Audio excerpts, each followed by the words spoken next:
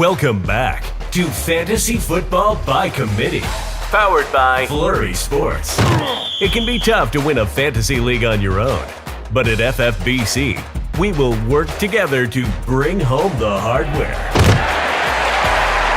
Hosted by Zach Bruner and the rest of the Flurry Sports crew, we will give top-level analysis, answer your questions, and, well, go off on other tangents.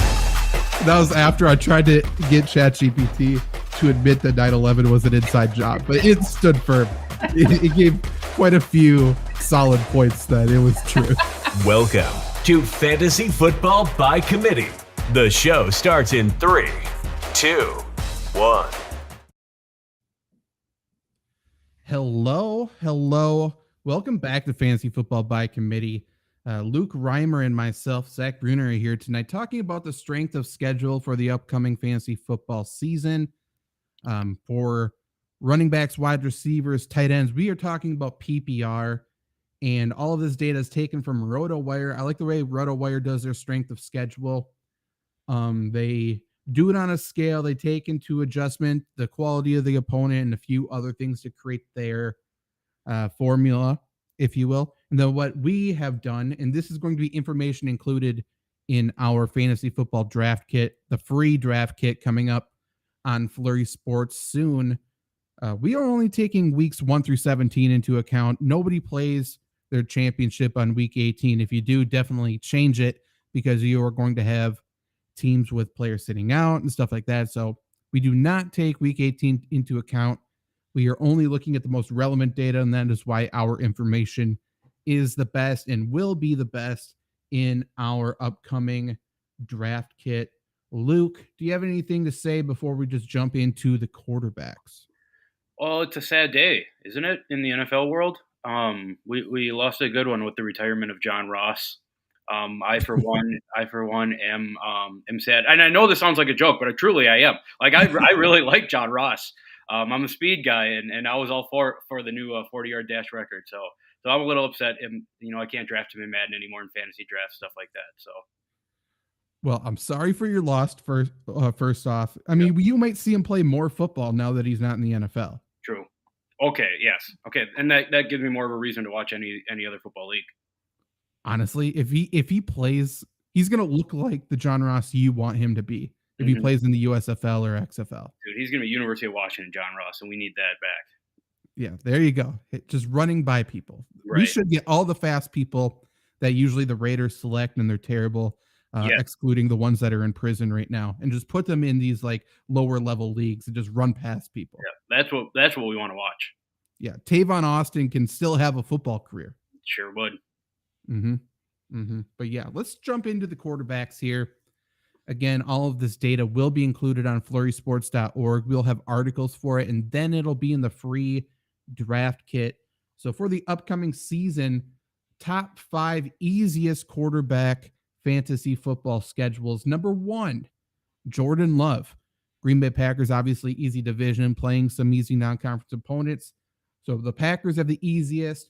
The Bears are number 2 with Justin Fields. The Saints are number 3 with Derek Carr. The 4th is the Chargers with Justin Herbert. And the 5th is the Falcons with Desmond Ridder. So, I mean, my first takeaway from this is, there aren't very many trustworthy quarterbacks with super easy schedules. Right. Like the ones that you listed off, it seems like, like the only good passer there is Justin Herbert. Justin Fields, how do you really evaluate, quarterback strength of schedule for Justin Fields? So Zach, I'm with you. Like, I don't want any of those quarterbacks other than Herbert. Right. Yeah. Desmond Ridder, couldn't be less interested in him. Justin Fields, like, sure. But again, this takes into account all fantasy points for quarterbacks. So technically rushing is in there, but it's not like these are matchups that are especially prone to rushing production by the quarterbacks. So you're saying, okay, maybe Justin Fields has a little bit of success throwing the football. Maybe not. I'm not a Justin Fields believer, but Jordan Love, I mean, this is good news for Jordan Love in terms of Packer fans, and obviously, which we are, in terms of fantasy football people.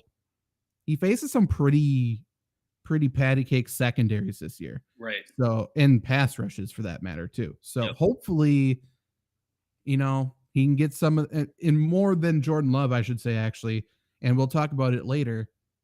Like maybe some of these receivers are actually fantasy relevant this year and trustworthy. Sure. Maybe. And Trevor is sick tonight, but he is in the chat on YouTube. So Randy, if you end up watching, go over to YouTube and you can interact with Trevor. But Luke, he wants to know, Luke, if you love Justin Ross so much, why don't you have him in any of the dynasty leagues? I kind of felt like, I love a guy, but realistically, who the fuck who has John Ross on their team? Fair enough. Like, I don't blame him for nobody having him like on his real NFL team, but that doesn't make me love him any less. Okay, that's fair. That's fair. I do think. Do you have Jimmy Graham on any of the dynasty leagues? I was gonna pick him up, but I didn't want to get rid of anyone. Fair. I will say, if you are in any dynasty leagues right now, a lot of people are getting put on the pup list. Go look at your rosters, and you can put them in that IR slot probably and pick up people. I just do that. Definitely do that right now. Yeah, we'll do that for Jimmy Graham. Hey, might as well. Never know. Maybe Derek Carr's the guy to bring Jimmy Graham back. With the Saints, right? With the Saints, easy quarterback schedule, I guess. Jimmy Graham's going to be the biggest benefactor of that easiest quarterback schedule.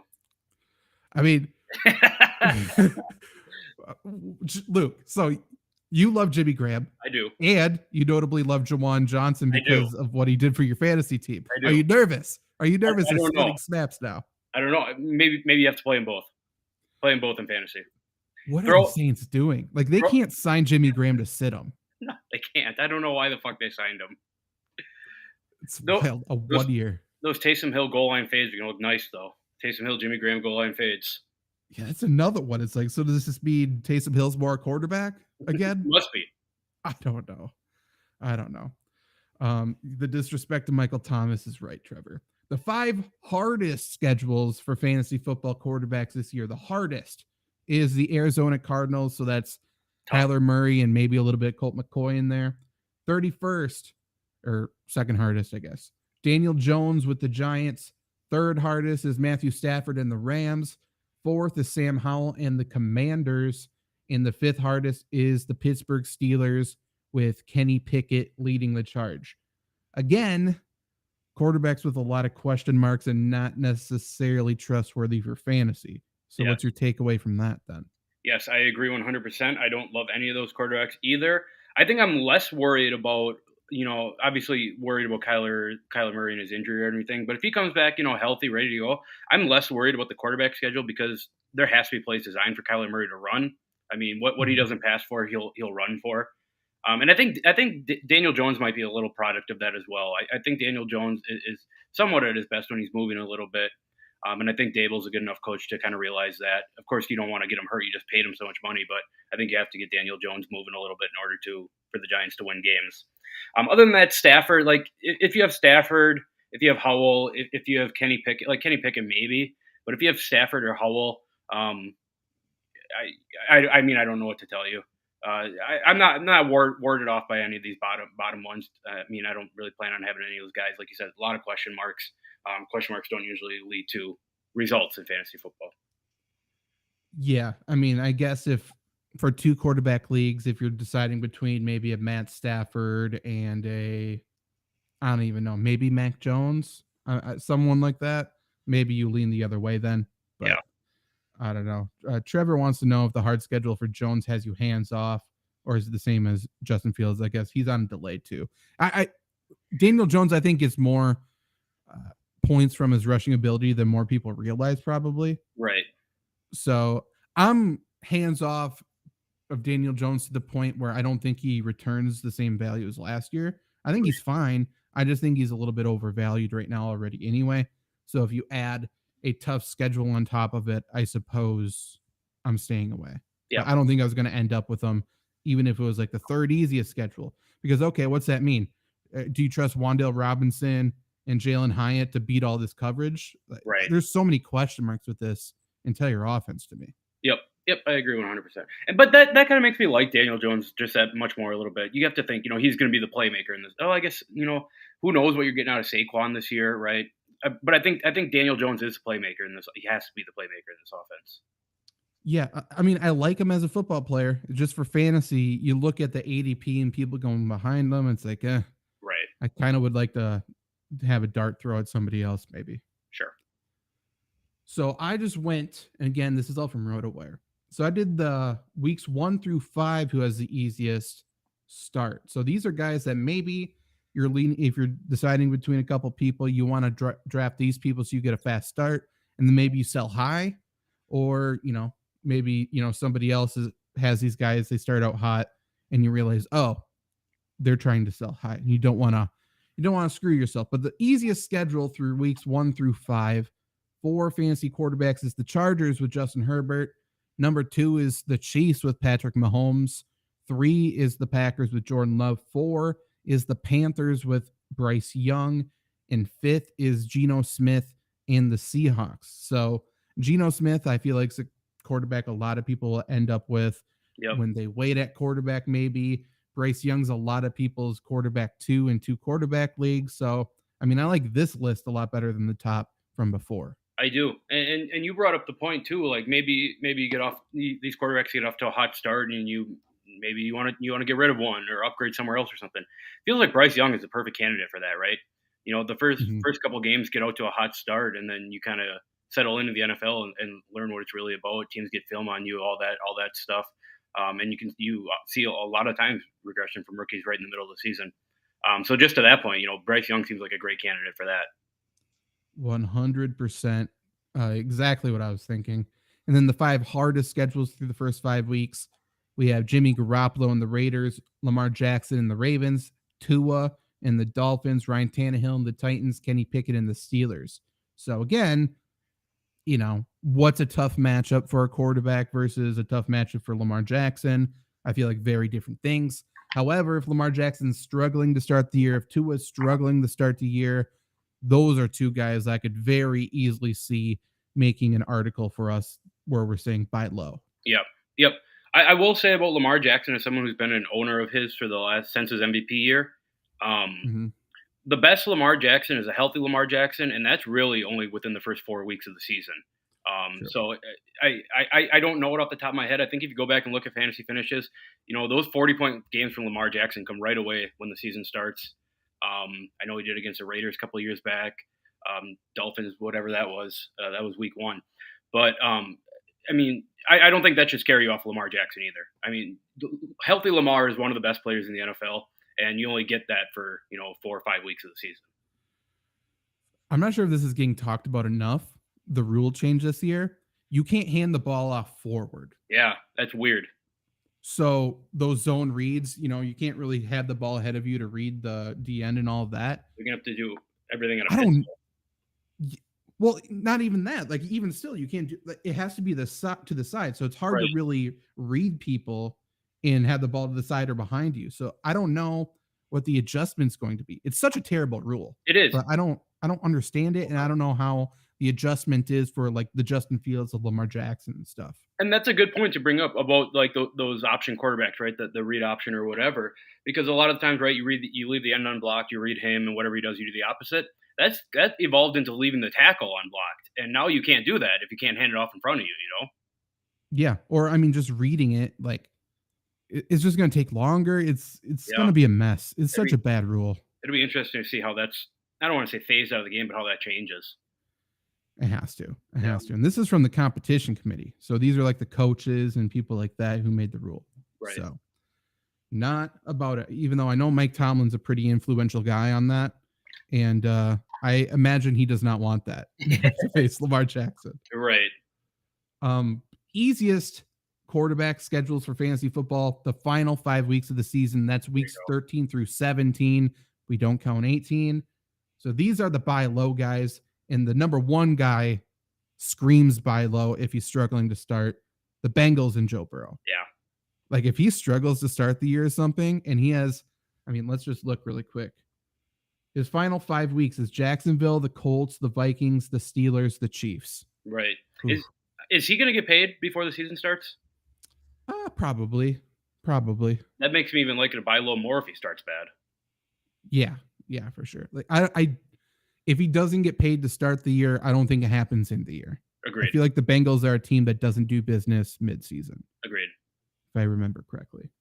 But then the remaining of the top 5 easiest quarterback schedules to end the year. Again, Packers with Jordan Love, Raiders with Jimmy Garoppolo, if he lasts that long, Vikings with Kirk Cousins, and then the Colts with whoever's there. But like Anthony Richardson, then, if he doesn't start the year, maybe he's a super good buy low guy. Who knows? Maybe he's like a Justin Fields last year kind of guy.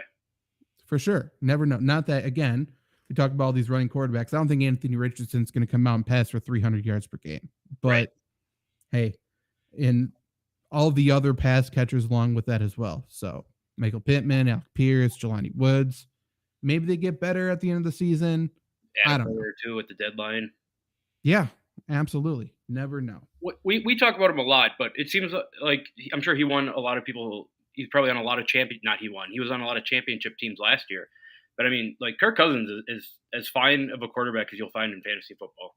And you know, with that being the 4 easiest, the last 4 weeks, Kirk Cousins in there. I mean, it feels like you can keep Kirk Cousins all year and not really worry about it. Yeah, especially in deep leagues. Like if you have Kirk Cousins as your quarterback too, somehow, like you're feeling super good. Yeah. He's just an unexciting, solid quarterback for fantasy this year that I'm assuming I'm going to have a ton of. Yep. I'm not going to feel great about it either, but like as the weeks go on, he's going to continue to put up 18 to 22 points probably per game. Yep. Which is fine by me. Moving on to running backs here again, all schedules from here on out are in PPR. So these are PPR scoring. The easiest running back schedule for the entire season, PPR, is Derrick Henry in the Tennessee Titans. So a guy we've been talking about, we like buying. Yeah, I know we like buying low on already. And if he has the easiest schedule, fuck, okay, give it to me. Remaining, the remaining 5 here, we got the Detroit Lions at 2 with Jahmyr Gibbs and David Montgomery. 3 is the Broncos and Javonte Williams and Samaje Perine. 4th is the Steelers with Najee Harris and Jalen Warren. And 5th is the Chiefs with whoever is there, probably Isaiah Pacheco and Jerick McKinnon at the current moment. And again, first initial takeaway from this, most of these running backs here, at least 3 of them, are like clear top running back, like clear number 1 guys. It's clearly they're the top running back. It's not necessarily a committee. And that's Derrick Henry. Obviously, it's his show. Yep. Javonte Williams, he is the clear top guy over Samaje Perine. And Najee Harris, even though Jalen Warren's getting some traction, he's the clear top guy. Yeah. And then, the Lions are going to run the football, so that's great. They're going to both be fantasy viable. We've already talked about that.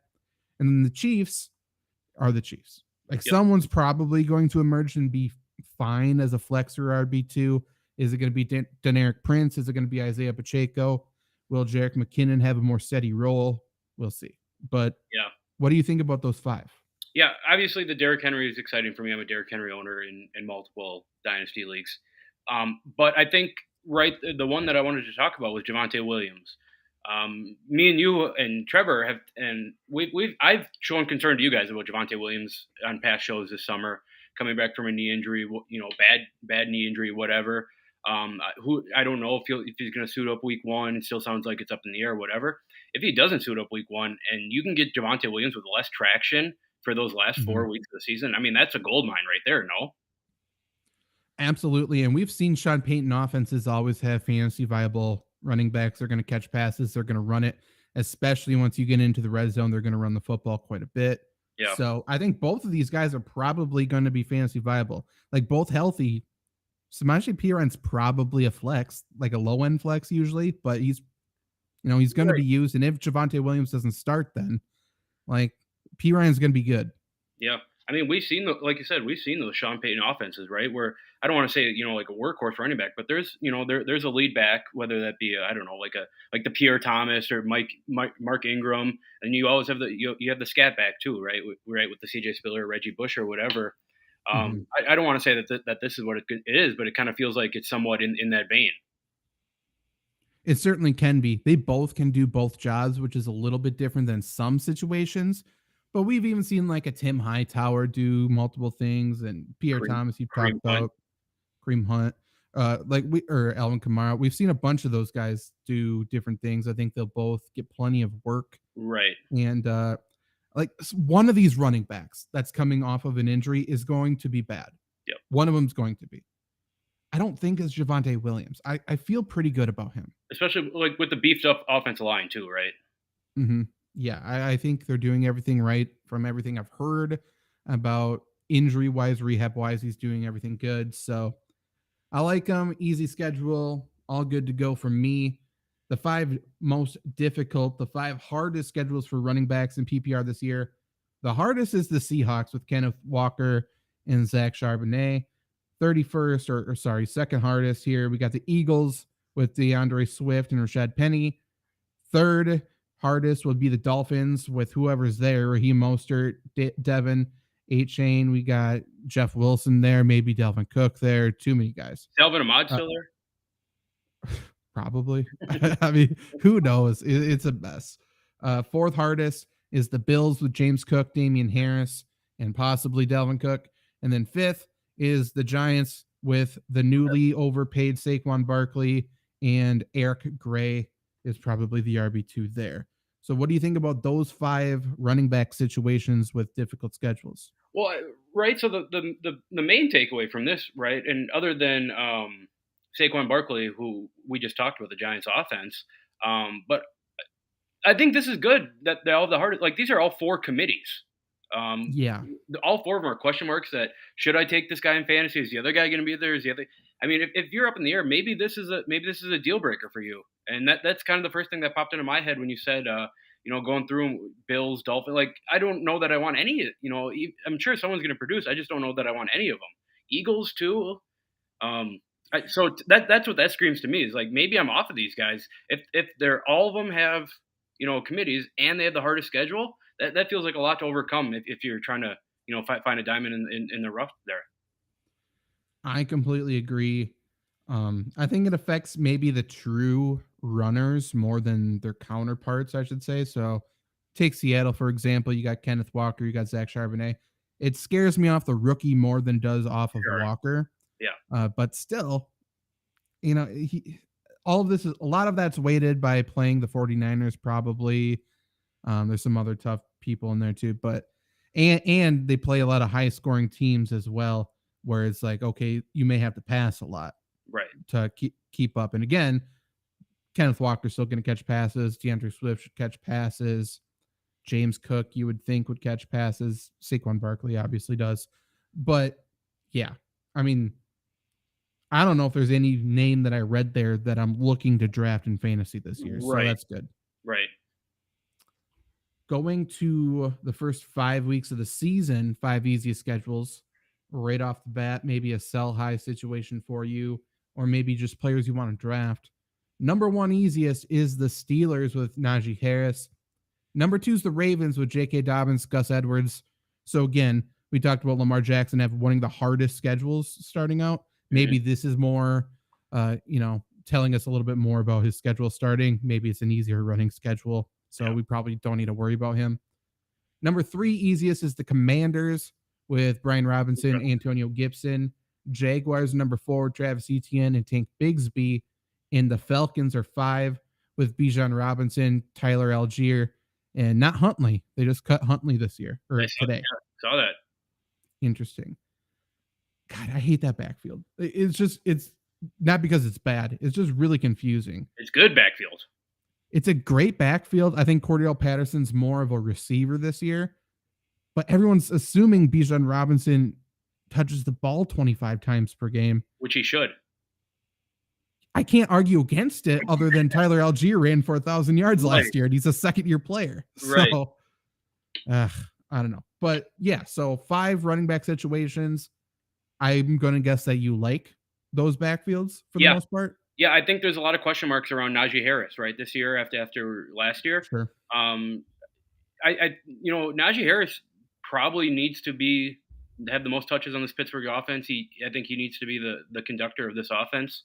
And I think that was apparent his rookie year when he rushed for 1,000, and they looked good, somewhat good that year. Snuck into the playoffs there. But I think they have to get back to that in order for Pittsburgh to be a good team. It's going to be cold. It's going to be whatever. Najee Harris is a workhorse back who could take it all.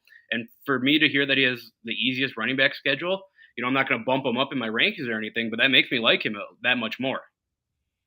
My whole thing with Najee Harris this year, for the people who are trying to analyze him for a fantasy perspective here, just look at the Steelers offense as a whole. If you think they're going to move the ball, I think Najee Harris is going to be good. Yeah. If you think they're going to struggle to get into the red zone again, that's where he's going to be bad. Like, he just didn't get scoring opportunities last year. The offensive line was horrendous. It's much better this year. There's still a couple guys floating out there that I think the Steelers should look at and maybe improve their offensive line, and they might. But yeah, if the Steelers are humming and they're scoring and they're moving the ball to start the year, Najee Harris is going to be the primary benefactor. Yep. I would assume. I think he's the best player on their offense. Yeah, so. Agreed. Yeah. I'm also a believer in year 2, Kenny Pickett. Yeah, I like Kenny Pickett. Yep. Truly, it's just that offensive coordinator who's a fucking dumb shit. Yeah, like, he's terrible. Yep. Matt Canada, man. 5 hardest schedules starting the year. And the hardest, boy, it's the Cardinals with James Conner. Yikes. This is me saying, don't draft James Conner. If his schedule is going to be terrible to start the year, they're not going to back off it. They're a team that I think if they're down by 20 points, they're going to run the football. They have nobody behind them. I kind of like Keontae Ingram. Then it's Corey Clement, Tyson Williams, who is still alive and in the NFL, which is good to see. I feel like James Conner is going to get hurt. And then we're like, oh shit, Keontae Ingram's the starting running back. Right. So I'm going for Keontae Ingram right now more than James Conner. You're probably right. When does James Conner get hurt though? I don't know. I think that's the money right there, because when James Conner isn't hurt, why would they not give him 25 touches a game, at least for the first couple of games? I agree. The season starts with Washington, Giants, Dallas, 49ers, Bengals. So get the NFC East gauntlet right away. Yeah. I mean, Washington's got a good front 7. Yeah, so does Dallas. Dallas is too. Giants and Dallas don't necessarily scare me in terms of like, don't start him though. Right. So I think that's fine. Obviously 49ers sucks. Yeah. And then Bengals, they're pretty good against the run. Again, we talked about it a second ago. They're going to score a bunch of points and usually teams stop running the football. Yep. I'm not sure if the Cardinals have a choice. I think they have to. Yeah. So I'm with you. Like, the hardest running back schedule, you shouldn't draft James Conner, but he has to be used for Arizona to do anything this year. I agree. The second hardest schedule, and I love this, it's the Browns with Nick Chubb. And I am praying he starts off slow and I can trade for him. Yeah. Like, he will be the ultimate buy low. And spoiler alert, we're going to go to the final 5 weeks in a second. He's up there for easiest. Yeah. So he is the ultimate buy low candidate, potentially, in my eyes right now. Number 3. Sorry, they're doing all the rankings right now, and everyone's ranking Nick Chubb as number 1 running back, and people are losing their minds. In bad, like, yeah, people do not think that Nick Chubb is the number 1 running back in the NFL, which I disagree with. I think he is number 1. Yeah, I mean, you can make a case. I think he's the best pure runner. Yep. Like, if I pick any running back, it's hard to get ahead of Nick Chubb. Derrick Henry, maybe. Sure. Yeah. I mean, yeah, that's probably true. Third hardest to start the year, we got the Saints with Alvin Kamara, Jamal Williams. The Eagles are 4th with DeAndre Swift, Rashad Penny, Kenneth Gainwell. And then the Jets are the 5th with Breece Hall, Michael Carter, and the rest. I have less to say about those others, but yeah, James Conner and Nick Chubb, I think, are interesting at 1 and 2. Yep. Yeah, I don't think that, and this is a bias of me coming out, but I don't think that you should have to worry about Breece Hall either. I mean, Aaron Rodgers is a quarterback; they'll be fine. Yeah, I mean, the only thing I'll say is he starts the year slow, or they start the year with a tough schedule, and maybe they ease him in. Maybe, yeah. So there's a potential buy low spot for him. Or if you do draft him, just don't hit the panic button. Right. Is my big thing. Yep. 5 easiest running back schedules down the stretch of the season. PPR. Number 1's Derrick Henry. And like, how many times have we seen this before? Right. It's getting cold and Derrick Henry's running for 300 yards. Yep. Jesus. I mean, yeah, the stars are aligning, Luke. Yep. We just drafted our dynasty team, but I feel good. I'm so in on Derrick Henry this year, man. I know, me too. Me too. Number 2, just said it before, Browns with Nick Chubb. Yeah. So so second hardest to second easiest. Yeah. Love it. Bears are number 3. I think that's super interesting. With Deontay Foreman, Khalil Herbert, Roshan Johnson. Jets are 4th with Breece Hall. There you go. And then Broncos are 5th with Javonte Williams, Samaje Perine. Bears feels like everyone's not really giving Deontay Foreman the respect he deserves. And he was good down the stretch last year with the Panthers. So I feel like this is another spot he could do it again. Yeah, he had a couple 100-yard games with them. You're not worried about Roshan Johnson starting that late in the season, are you? I don't think he will in his rookie year. I think he'll have my big thing is I think Herbert and Foreman share early down stuff. And I think Johnson's the best third down guy they got. Right. Yeah. Trevor wants to know, is Derrick Henry a candidate for first overall pick? I can't do that. I would probably take Justin Jefferson over him. I'd take Derrick Henry. So go ahead, sorry. Derrick Henry's currently going as the 8th running back off the board, 17th overall. So, I mean, again, there's going to be plenty of leagues where you can draft maybe 5th, and then you grab Travis Kelce 5th in some leagues, and then you get Derrick Henry. Yeah. And boy, I'm feeling good. Yes. That's what I want. I don't want to pick in the first 3 this year at all. I really don't. I prefer to pick in the back 3 always anyway. Yeah, the turn's nice. You're right about that. I don't disagree with not wanting to pick in the top 3. Yeah, I mean, if you get Derrick Henry with your second pick, that's what you're trying to do. Yeah, I'm trying to make a case for Austin Eckler in my head, and I can't 100% do it. For first overall? Yes. Of course, Austin Eckler, yes, first overall. I don't hate it, but I'm trying to make a case of why he would be so much better than Derrick Henry. I mean, I don't think there's a case why he will be. Right. Like, he could be. Right. They're both in a similar situation. To me, Derrick Henry's 29, Austin Eckler's 28. If I'm picking first overall, I'm going Travis Kelce. If I don't do that, I'm going Christian McCaffrey, I think. I'm still fine doing that. I'm still fine passing at wide receiver to start. Yep. I'm sorry. I meant to say there's not a universe where I absolutely have to have Austin Eckler on my team where I need a top 3 pick is what I was trying to say. Oh, that's fair. Yeah. That's fair. Yeah. Okay, so hardest schedules down the stretch. Seahawks, Kenneth Walker, Zach Charbonnet, Dolphins, Mostert, Wilson, Commanders with Ryan Robinson, Antonio Gibson, Saints with Alvin Kamara, Jamal Williams, and the Ravens with Dobbins and Gus Edwards and Melvin Gordon. Melvin Gordon. My big thing, I think, with that data, I feel really out on Alvin Kamara. I do too. I was going to say the Saints are really interesting to talk about. But I'm out. I think I'm out on them both, to be honest. That's fair. I'm just not a believer in Alvin Kamara's talent, I think. I don't think he's that good. I think he's overhyped. I will say he still hasn't rushed for 1,000 yards in a season, has he? Probably not. That's kind of usage too. But, he doesn't score. If he's not going to score touchdowns, why do I want him? That being my point. Yeah, so I'm out. Like, he's getting discounted because people are still anticipating a suspension, which may or may not come.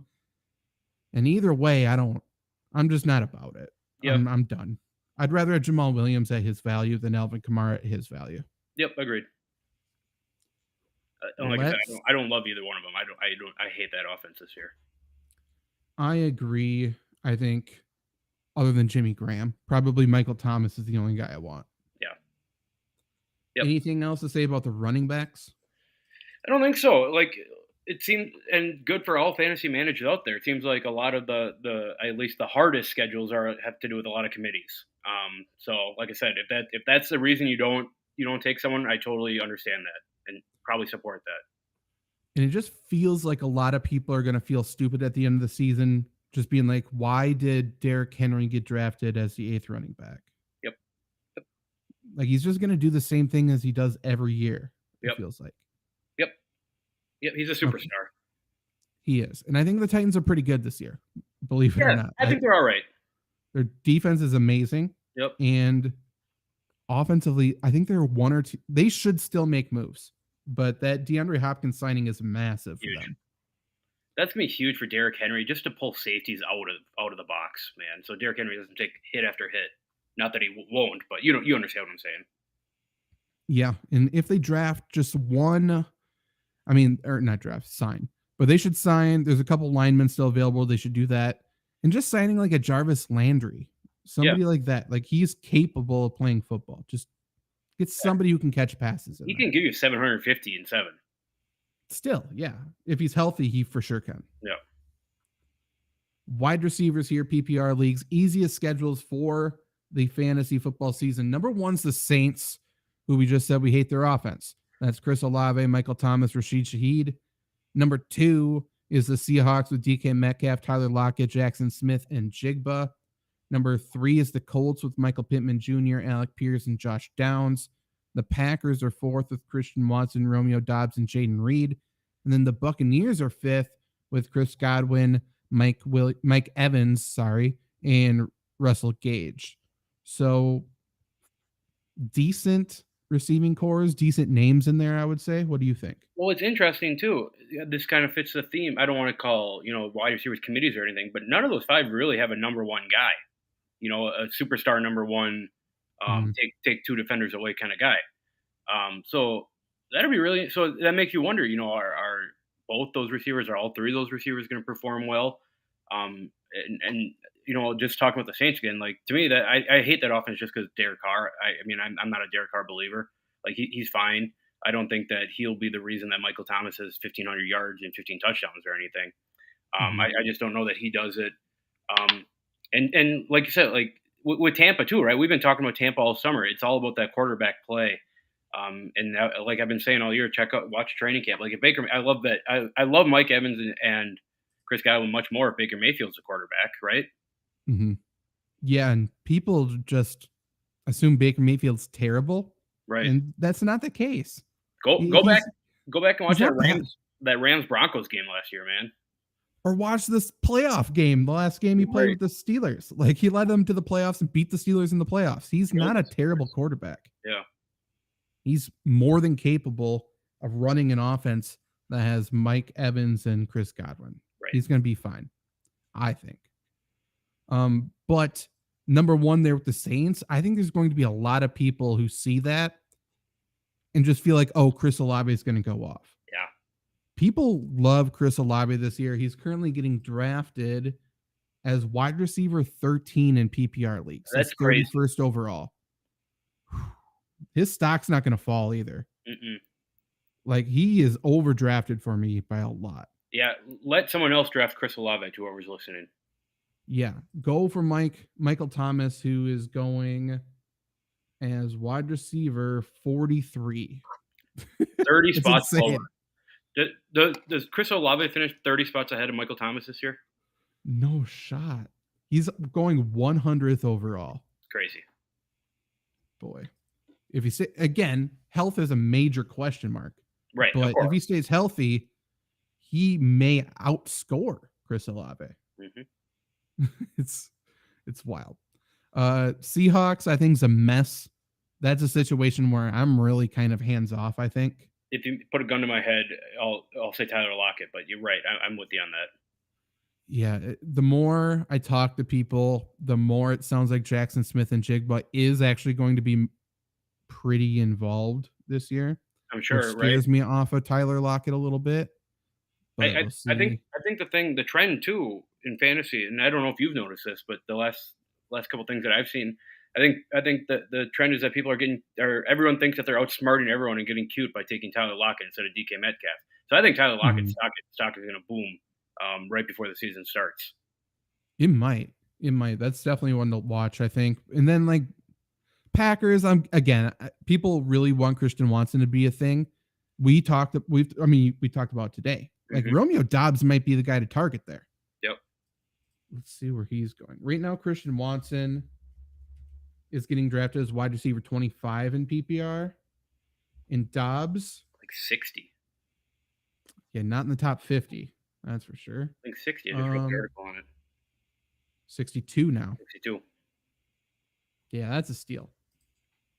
That's just for everyone listening. Like that's what could be a number one receiver at wide receiver 62. I believe he's a more talented, more skilled wide receiver than Christian Watson at this point in their careers. Yep. So yeah, I don't disagree. Like he's not as athletically gifted, but he might be the leading receiver for the Packers this year. Right, and to get that at wide receiver 62 is crazy. Yeah. It's not even a bold take to say that for people who actually watch the Packers. Right. At all. The 5 hardest schedules for fantasy wide receivers this year. Number 1 hardest is the Commanders. So that's Terry McLaurin, Jahan Dotson, Curtis Samuel. Tough for the Terry Commanders. Yeah, I know. 2 is the Bills with Diggs, Gabe Davis, and Khalil Shakir, probably. 3rd toughest is the Rams with Cooper Kupp, Van Jefferson, and I guess Ben Skoranek. 4th is the Raiders with Devontae Adams, Jacoby Myers, and Hunter Renfrow. And 5th is Amari Cooper, the Browns with Amari Cooper, Elijah Moore, and Donovan Peoples-Jones. So, I mean, 5 passing offenses, maybe one of them you believe in. Right. Yeah, and obviously there's some big names in there, right, with Kupp and Devontae and Diggs. Diggs maybe not so much as Devontae and Kupp, but I mean, it feels like Devontae and Kupp are matchup proof. Like you don't really need to worry about that; they'll get the ball. The one that's interesting is Diggs, is Bills. You know, like I think a lot of Diggs, points over the last couple of years have come on long touchdowns. And I don't want to say an off year last year, but he didn't have the greatest year ever. As these defenses kind of transitioned to this, like you've been saying, Zach, to this deep cover 2 defense. So if that's still the rage this year, I can honestly see a little regression from Stephon Diggs in relation to what we've seen the past 3 years, especially with the hardest schedule, second hardest schedule for receivers. Yeah, I completely agree. And it says we'll jump to it in a second. It says their schedule to start is tough, but it's the Jets, Raiders, Commanders, Dolphins, and Jaguars, which doesn't seem tough to me. So I don't know. I'm not afraid of Diggs. Yeah, there's some good corners there that the teams listed. Well, Dolphins and Sauce Gardner, but Manuel Ford's in his head the whole time. Maybe. Yeah. I'm not afraid of Diggs. It completely takes me away or off of Gabe Davis. Yeah, for sure. There's no reason to take him. And then Cooper Kupp's matchup proof. Adams is matchup proof. Let's see about the rest. I think with Kupp and Adams too is you don't really need any, like the other receivers on the team aren't really fantasy viable, are they? So I don't think that necessarily has anything to do. Like I don't think that's that huge of a deal for the Raiders and the Rams because you're only taking Kupp or Adams from those teams. Yeah, I agree. There's dart throws, but there's nothing you're expecting anything great from. Yep. We'll get to the questions in chat in a second. First, we'll go over the first 5 weeks of the season, easiest wide receiver schedules. And that's the Chargers at number 1 with Keenan Allen, Mike Williams, Quentin Johnston. Number 2 is the Seahawks, Metcalf, Lockett, and Smith and Jigba. 3rd is the Saints with Olave, Thomas, and Shaheed. 4th is the Browns. We just talked about them being tough overall, but easy to start with Cooper, Moore, and Peoples-Jones. So that's maybe target some people there. And then 5th is the Eagles with Brown, A.J. Brown, Devontae Smith, and Quez Watkins. So mostly the same names we talked about before, but Browns and Eagles sneak in there. Let me ask you a question, Zach. I know you kind of been on the fence a little bit about Devontae Smith. Does this change your opinion on him or anything? No, like I still think he's a little overdrafted, and that offense. We'll talk about it. I think there's another position coming up, I guess, in tight end, where it might be tough, or maybe it's easy. I don't remember. This offense is matchup proof. It just is. You have the best offensive line in football. You got a quarterback who is a true dual threat. Yep. You got a great tight end who has an offense that's geared to throw the ball to him. And then you got 2 wide receivers at the very least that can draw attention. Yep. So you can't do anything to stop this offense. Yeah. You really can't. And they're disciplined. Like, they're not looking to throw over the top. They're a good fucking team, man.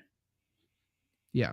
So if you see anybody reference staying away from Eagles because of a schedule or a matchup or something like that, I think ignore it. They're like, I understand. I still think Devontae Smith's overdrafted, but he's probably going to be fine come the end of the year.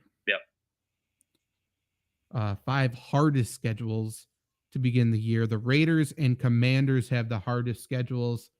Third is the Patriots with Juju, Devontae Parker, and Tyquan Thornton. The Broncos are 4th with Jerry Jeudy, Courtland Sutton, and Tim Patrick. And the Cowboys are 5th with CeeDee Lamb, Brandon Cooks, and Michael Gallup.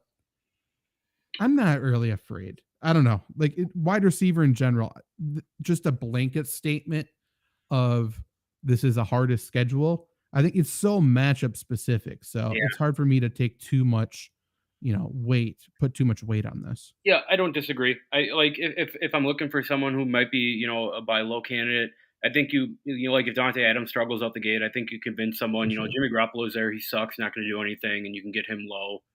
Mm-hmm. I think Courtland Sutton's a candidate for that as well. CeeDee Lamb. Yeah, I'm just wondering how tied. I know people love CeeDee Lamb. I'm wondering how tied people are to him. Especially because I think he'll probably be a first round pick. Who is? I'm sorry. Who is number 3 that you said? I'm off of it now. I'm not sure. Okay. I don't even remember. No worries. But in terms of the final 5 weeks of the season, quickly, the Packers have the easiest with Watson, Dobbs, and Reed. Saints have the second easiest, so they're easy the whole way through. Colts, we talked about quarterback matchup. Receiver, same thing with Pittman, Pierce, and Downs. Seahawks get easy at the end with Metcalf, Lockett, and Smith and Jigba. And the Jaguars with Christian Kirk, Calvin Ridley, and Zay Jones. So that's an offense specifically, I think, probably heats up at the end of the year. Yeah, just like last year. Yeah. And I'm wondering if Michael Pittman fits into maybe a buy low right at the deadline kind of guy too. If Anthony Richardson starts right away struggling to throw the ball or whatever. That's it's such an interesting situation because I understand that thinking. The other thinking with a lot of people are going to have, if Richardson doesn't begin the year, if Minshew begins the year, a lot of people are going to think sell before Richardson gets in there. Right. That is interesting. Yeah. Although, Minshew is a better passer than Richardson. Correct. That's why they're going to say all the passing numbers will go down. Right. Interesting. Yeah. Yeah. Sorry, so I talked that out. Yeah, we'll be talking about it. Obviously, that's a really interesting, specific situation. Yeah. Yeah, and I don't know how many more situations where like quarterbacks are going to take over. I'm not sure if there's any other one. Yeah. Yeah, that is interesting. Yeah. Really quick, 5 toughest to end the year. Toughest is the Titans with DeAndre Hopkins, but we talked about the running. Derrick Henry's got the easy schedule, so that's why. Yep. Browns, again, same thing. Chubb had the second easiest. Browns have the second hardest receiving schedule. They're going to move the ball. Both those teams are going to move the ball, so that's all I really care about. It feels like AFC North receivers should always have the hardest end of the year schedule, right? That's when the blood gets drawn. That's true. And with that, Steelers have the third hardest, so that's Deontay Johnson, George Pickens, and Allen Robinson. Chargers, 4th hardest. They started out hot. Sounds like it's going to be a struggle down the stretch. That's Keenan Allen, Mike Williams, Quentin Johnston. And then the Broncos with Jerry Jeudy, Sutton, and Patrick are also tough the end of the year. So, interesting group there. Really quick, before we talk about tight ends, let's go to the chat because I see Randy showed up here. Trevor is having a cheesecake party. He's actually in the chat over on YouTube if you want to join him, Randy, or we can pass messages back and forth, I suppose. Thoughts on Aaron Rodgers taking a big pay cut for the Jets? I was told he was the most selfish player or athlete of all time, so I don't know what to believe. Have people been lying to me, Luke? Well, you hear that, and then you hear like Jordan Love talking to you, like, "Yeah, Rodgers texted me, good luck to be myself and everything right before training." He didn't have to do that, like that's what Jordan Love said to reporters today, and people still hate Aaron Rodgers, Yeah, they whisper the good things he does, and then they yell every time. I mean, when I tweeted it out, I just said, "Oh, the selfish player does it again," or whatever. someone's like, yeah, he wanted everybody to know about it before the ink hits the paper. What the fuck are we talking about? Right. It's so stupid. It's fucking crazy that he got booed at the shareholders meeting. Insane. Absolutely insane. Like, get over it. Yeah. Relax. Randy also said Herbert got that big Yeah. contract. He sure did. Do the Giants win the NFC East? No. It's probably the Eagles, right? My pick is Washington just because I'm in that bet with my buddies. So we all have to pick a team, and I've been with Washington the last 4 years, and it's gonna be 4 straight years of a new name, I think, for Washington. I think it's a 2-horse race, and the Giants in Washington aren't the 2 horses. Mm-mm. Will Gallup get back to his 2019 form, says Trevor? No. I don't think so. People are completely sleeping on, and I just forgot his name, so I'm going to look. Jalen Tolbert. Yeah, I dumped him in Dynasty. Rightfully so, but it's not surprising if he takes Gallup's job. 100% agree. So, yeah. And Brandon Cooks is a way better player. So, Gallup moves down a peg. Who gets Dalvin Cook? Ask Randy. Who do you think? I'm still saying Tampa. I'll go Buffalo. It's annoying, but I will. Yeah, that's what we got. Anything to say about the wide receivers before we move on to tight ends? I don't think so. Like you said, Zach, wide receivers are just so matchup specific. You have to take each one of them separately. Tight ends are super specific too. I haven't really dove into early season matchups yet. It's something I will do. I am one of the few people who actually like ranking tight ends because I think, secret, here's a little secret for anybody who wants to know. Like, just pick tight ends that are playing on offenses that will see plenty of red zone trips. Mm-hmm. Like every week. That's all you're looking for. I don't need a tight end that goes for 4 catches for 50 yards. I need the tight end that has 2 catches for 20 yards and a touchdown. Yep. So every week, that's all it is. Shout out who? Shout out Jawan Johnson. Yeah, legit. Or the fucking Travis Kelce game, 4 catches, 4 touchdowns, whatever it was. 15 yards or whatever it was. Yeah, horrible game. But whatever. Great fantasy week. The easiest fantasy football tight end schedule in PPR leagues next year is George Kittle with the 49ers, which is great. I hope he stays healthy. That's the only thing we need. That's the only question about George Kittle. He's always amazing on a per game basis. And that's right. Tight ends are getting tall. I saw funny story. I talked to my dad after training camp today, and I was telling him about Luke Musgrave and Tucker Kraft and how big they are. He goes, "Yeah, tight ends are getting fucking tall right now." Yeah, this draft in general is all 6'6". Right.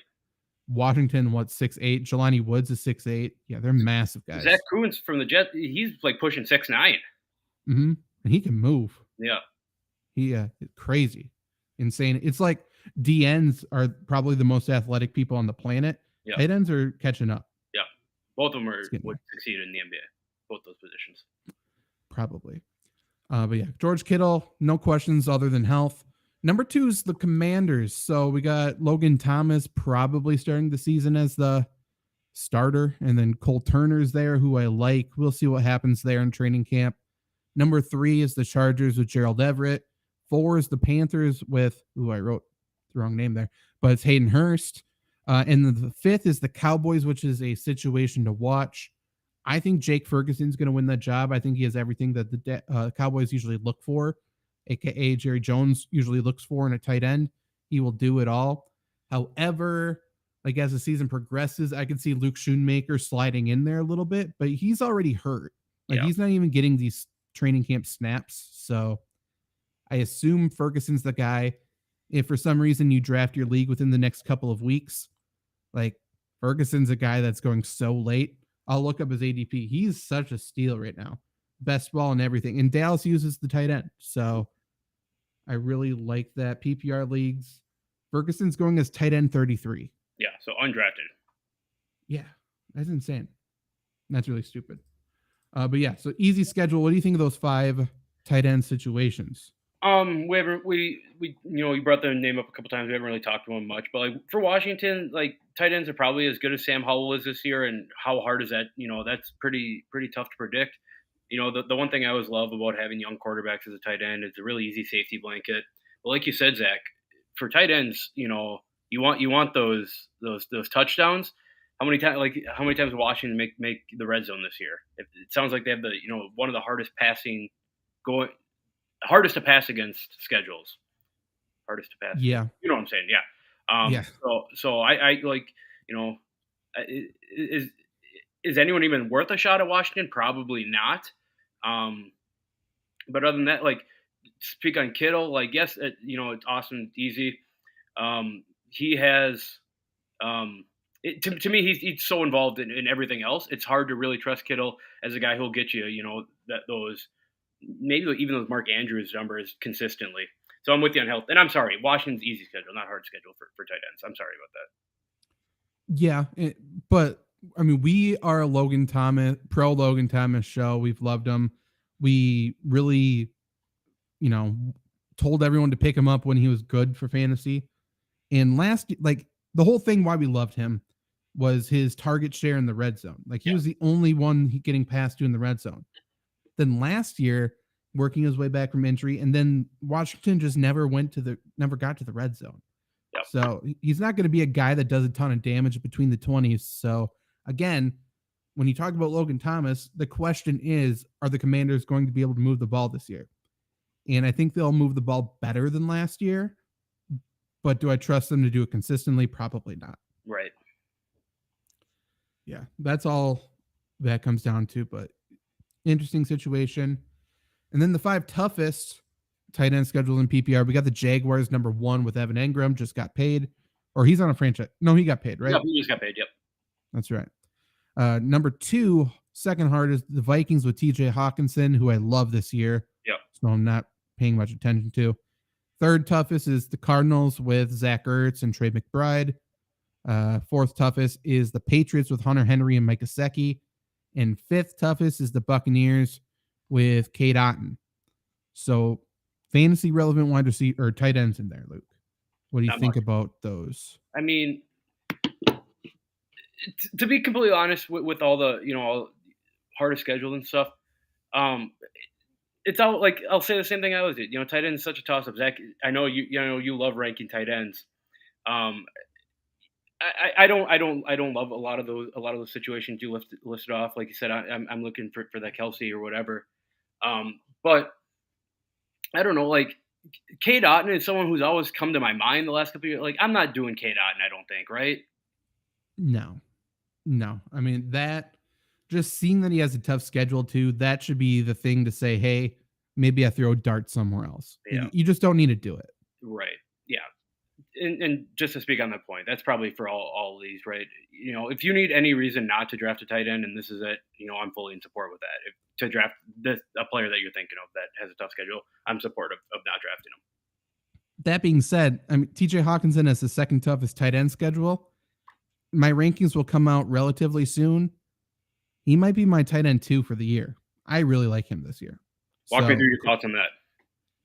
I think Mark Andrews sees a dramatically lower target share this year. They ran a ton of 1 wide receiver sets last year. Yeah. And not only are they going to move up from that, they're going to run a lot of 3 wide receiver sets this year. Yeah. And he's just, whatever you want to say about Mark Andrews, and he's a good tight end, he's not an elite talent. Yeah. So he's just going to see lower. And TJ Hawkinson was great for the Vikings last year. The Vikings offense is going to continue to move the ball, and he should be the number 2 target the entire year. Yeah, it feels like, right, Jefferson's a superstar. He's the guy that you're going to rely on. But Adam Thielen is always kind of that guy who you throw it to him, he'd make the catch. Kind of feels like TJ Hawkinson might slide into that role. Absolutely. In the red zone, like, he's the red zone guy. Yeah. They're going to double Justin Jefferson down there. Right. They have to. Yep. So, yeah, I like it. Yeah, you're right. Especially talking about, like, do you trust the run game enough in the red zone? No, I think I'm with you on TJ Hawkinson. Mm-hmm. And he's, knock on wood, he's been relatively healthy. Yeah. And he's in a contract year. Yeah. Get him out of the North. Get him back on Detroit. Yeah. Get him on Green Bay. That too. So to start the year, if you want to target these guys, we'll go through this a little bit quicker because I think it's less relevant for tight ends.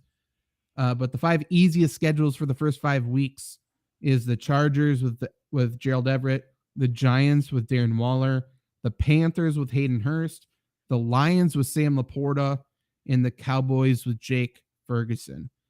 And just, abbreviated version, we won't go through it.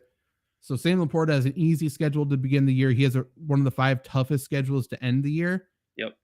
If Laporta starts hot, and it's going to be tough to do this, he's a sell high guy for me. He was my favorite tight end. I think he's the best tight end in this draft. I think he went to a perfect situation.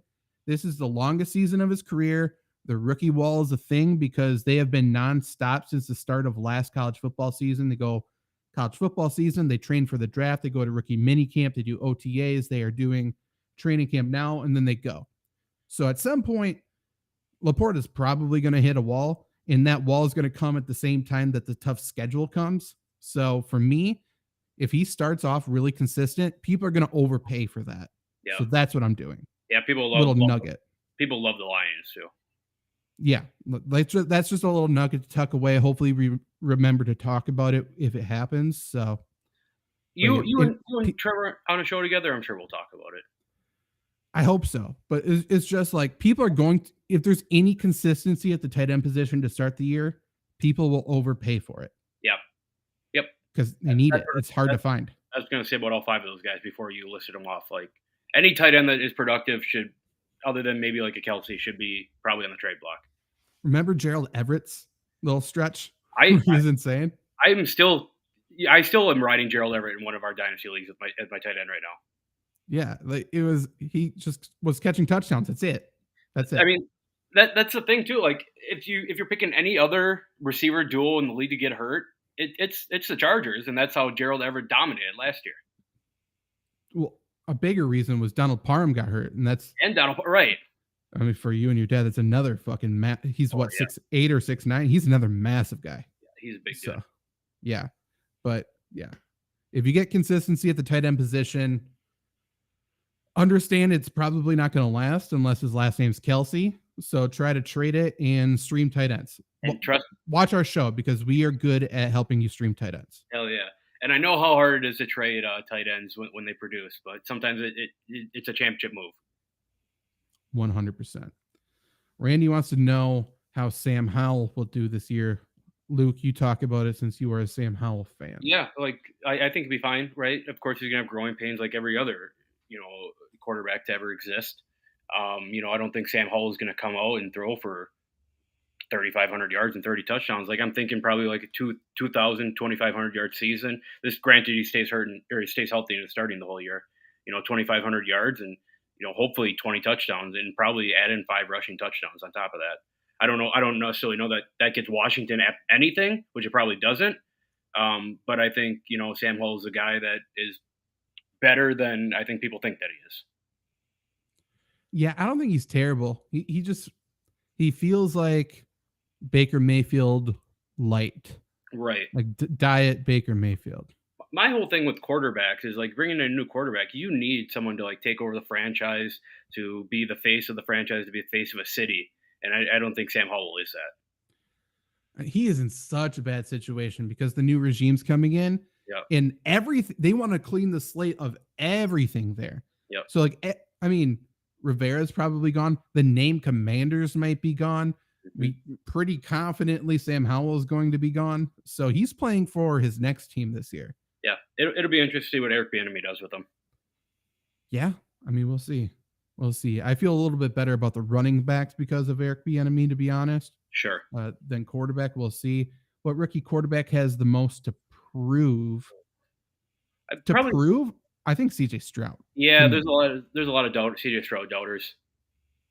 Is the whole Ohio State quarterback thing. Yeah. I think Bryce Young, just to get over the kind of the short thing. But other than that, probably nothing really, right? Like it's between those two. And I'll go with you on Stroud. Yeah. The other choice is Richardson. People love Richardson too. They love him, and the whole point of Richardson is he just needs some experience. So I think 2024 he has to prove something, not necessarily this year. And Will Levis might be the quarterback 3 in Tennessee. I think we're already done with him. It sounds like Malik Willis is looking okay. So Not good. Could be Sean Clifford. Should be. Packers should trade Sean Clifford down there. Yeah. Could you imagine a quarterback room of Tannehill, Clifford, and Levis? That'd be disgusting. So much nepotism. Does Tampa win the NFC South? I think they have just as good of a shot as anybody else in that division. Yep. I don't remember who I said on previous shows, but this is You my said pick. Carolina. Oh, I think I'm changing to Atlanta. Okay. I mean, you bet Carolina, right? Maybe you should bet Atlanta. Oh, I did bet Carolina. Yep, Carolina. I got to stick with Carolina. I forgot that I bet Carolina. Okay. Good call. Did you have anything you want to talk about before we get out of here? No, I said I had a little nonsense. If we need to fill some time, I was just talking about this with one of my roommates. We were watching. They had 2009 Eastern Conference Finals, Cavs Magic, kind of LeBron's breakout, if that's what you want to call it. Mm-hmm. And then Juju came up on the screen or something, and we were talking about TikToks and shit. And like, go back to this era of basketball. Will Kobe Bryant ever be in a TikTok? There's no shot. Like, there's no way. Like we need, I want good rivalries back. Like enough, going to Cabo in the summer. Like Kobe Bryant would have murdered someone instead of doing that. That's what we need athletes to be again.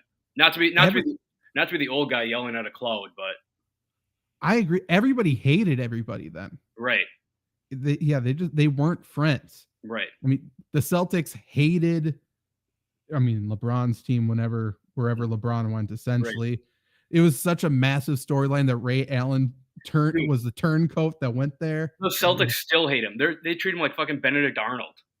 KG just started being able to talk to him again. Right. It's insane. They did reunions and didn't invite. They did the 2008 reunion. Didn't invite Ray Allen and shit. They hate him.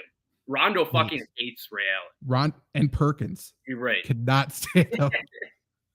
Right. There's fucking Paul Pierce who's doing his thing. Right. Yeah, but yeah, everyone hated everybody back then. In the NFL, somewhat too. Right. It's we need more. Someone Calais Campbell, I think, called out Mac Jones for being a dirty player or whatever very recently. We need more quarterbacks talking shit. We need Favre and Phillip Rivers back in the league, just getting right up in defense lineman's face. It's awesome to see Patrick Mahomes do it to Max Crosby in the documentary. We need Burrow to stop being a cool guy and become a villain. He has to. Yeah. He's the perfect villain if he can do it. Yep. We talk about this on the Flurry Sports podcast all the time. People are allowed to hate you once you get paid. Yeah. That's just the way sports works. If Burrow gets that big contract before this year, this could be his villain year. And if so, then I can be on board with the Bengals winning the Super Bowl. Right. If he's just nice guy Joe Burrow, he's not going to win shit. There's no way. Yeah. I feel like for some reason it feels like Joe Burrow would have been a villain 15 years ago. Like people get into arrogance now, and confidence. Yeah.